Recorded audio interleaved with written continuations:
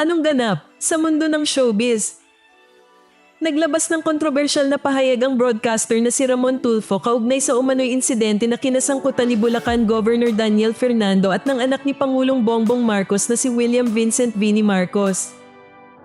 Sa kanyang social media post, sinabi ni Tulfo na ayon umano sa kanyang source na tinawag niyang Tweety Bird, hindi raw nakikita sa publiko ang gobernador dahil sa umano'y pamamaga ng mukha matapos di umano'y masangkot sa isang komprontasyon sa isang mataas na opisyal.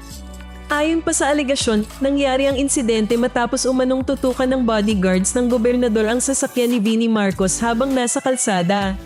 Dagdag pa ni Tulfo, nang malaman umano ang pagkakakilanlan ng anak ng Pangulo, agad umanong umatras ang mga bodyguards at kalaunan ay humingi umano ng paumanhin ang gobernador sa pamamagitan ng liham. Gayunman, nilinaw rin ni Tulfo na ayon sa kanyang source, walang direktang kinalaman si Pangulong Marcos sa nasabing insidente at hindi rin umano ito kagagawa ng Presidential Security Command. Wala rin umanong kaalaman ng Pangulo tungkol sa umano'y pananakit sa gobernador. Sa ngayon, wala pang inilalabas na opisyal na pahayag ang kampo ni Governor Daniel Fernando, ang Malacanang, o ang Presidential Security Command upang kumpirmahin o pabulaanan ang naturang alegasyon. Matatandaang si Daniel Fernando ay dating aktor na nakilala sa pelikulang Scorpio Nights bago pumasok sa politika.